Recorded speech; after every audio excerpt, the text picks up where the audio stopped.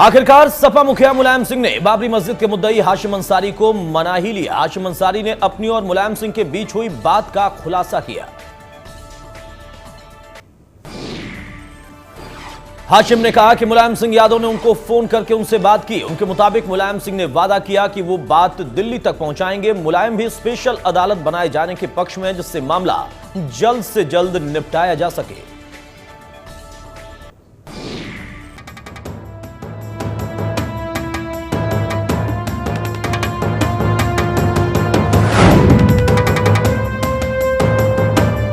जी हां, कहते हैं कि जब पिताजी रसूखदार हों तो बेटे की हनक और भी ज्यादा दमदार होती है। एक तो सत्ता का नशा, ऊपर से शराब का नशा, दोनों ने मिलकर कुछ ऐसा कॉकटेल बनाया कि गोली चला दी, दौड़ा दौड़ाकर पीटा।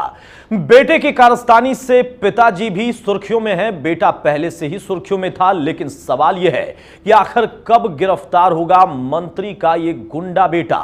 इसके पहले भी कई बार चेतावनी मिल चुकी है। जिस पार्टी से पिताजी ताल्लुक रखते हैं उस पार्टी के प्रमुख ने हिदायत दी थी, लेकिन बेटा मानने को तैयार नहीं, क्योंकि पिताजी कैबिनेट मंत्री हैं, रसूख है, बोलबाला है, दमदार उनकी पैरवी है और उसके साथ साथ बेटे को खुली छूट है कि जो चाहे करते चले जाओ।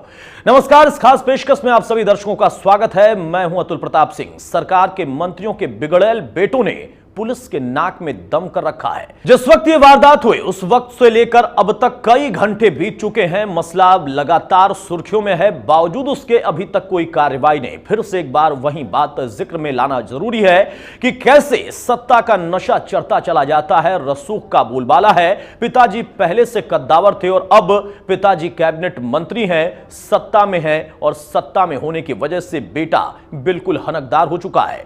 कई घंटे बीतने के बाद अभी तक कार्रवाई नहीं हुई, गिरफ्तारी नहीं हुई। पुलिस की तफ्तीश सिर्फ कागजों तक ही सिमटी है। ऐसा लग रहा है कि जौनपुर पुलिस मंत्री के बेटे को पकड़ने की नहीं बल्कि बचाने की हर संभव कोशिश कर रही है।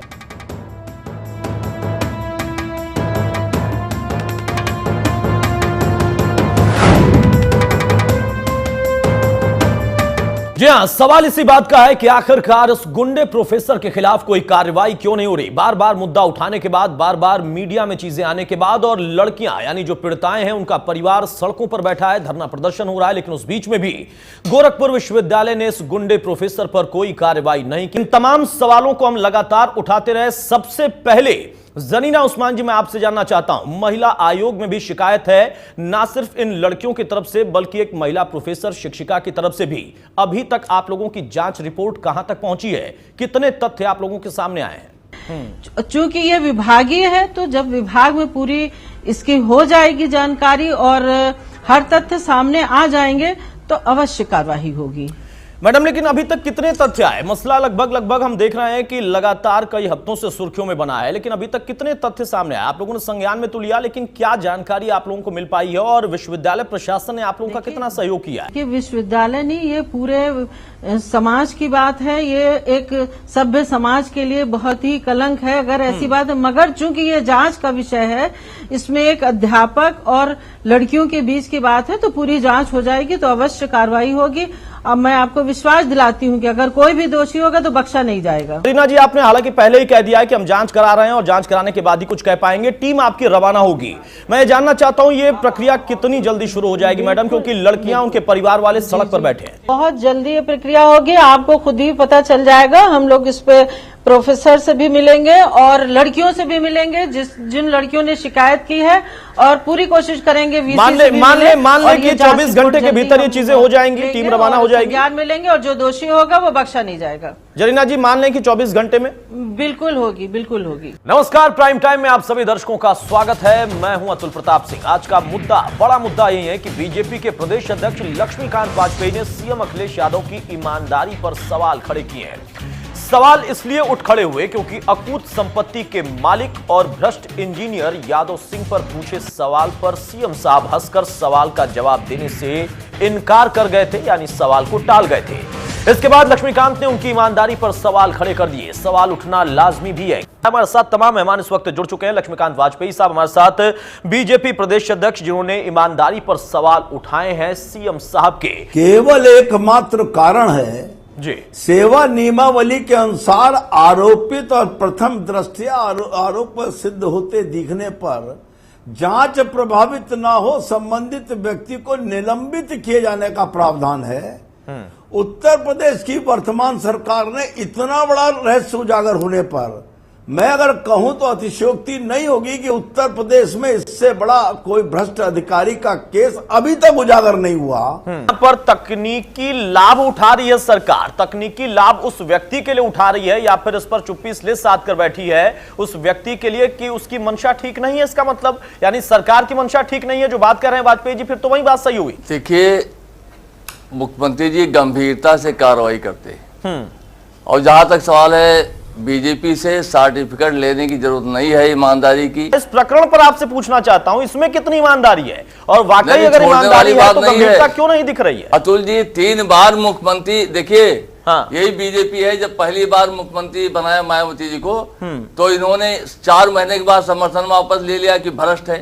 ठीक है, दोबारा फिर उन्होंने 6 महीने का जो है अंडरस्टैंडिंग किया कि 6 महीना आप लूटो 6 महीना हम लूटे। अच्छा, तो बीजेपी से सर्टिफिकेट लेने की जरूरत नहीं है। जहां तक सवाल है आईडी का, जैसे ही जांच इनकम टैक्स का बारे में संज्ञान में आया कि जांच हो रही है, तुरंत यादव सिंह को सभी पदों से हटा दिया गया। ठीक है, दस्तावेज आने दीजिए।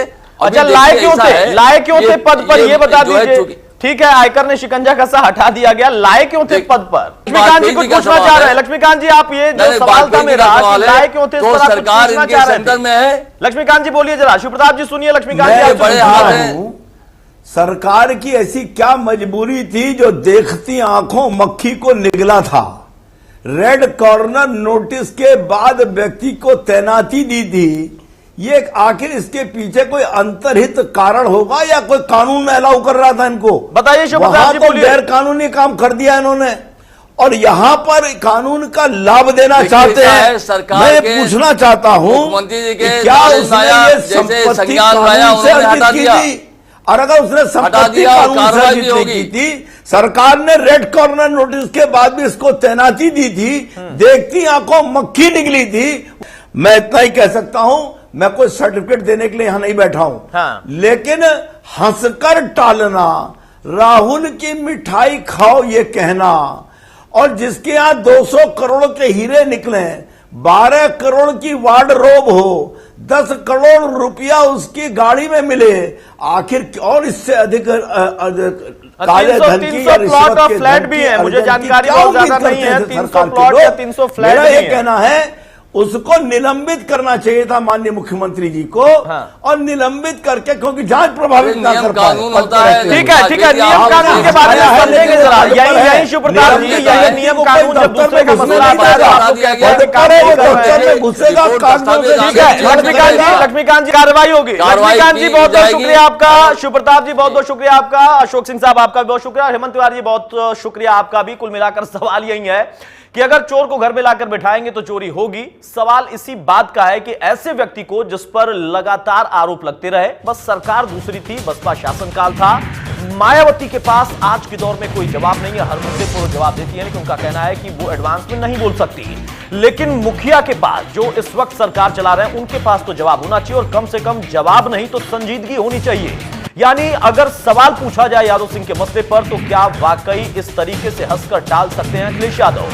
सवाल है उनके इस संजीदगी पर, सवाल है उनके इस अंदाज पर, सवाल इस बात का है कि क्या वाकई सरकार इस मसले को लेकर गंभीर है? यादव सिंह पर हाथ किसका है और मंशा इसके पीछे क्या थी? क्यों यह सरकार यादव सिंह को वापस लेकर आई? सीबीआई जांच की मांग या फिर ईमानदारी का सवाल? सभी अब सवाल ही हैं, लेकिन जवाब अभी तक नहीं मिल पाया। देखना होगा कि जवाब क्या देता है आयकर महकमा और रिपोर्ट क्या आती है। फिलहाल प्राइम टाइम बस इतना ही। नमस्कार।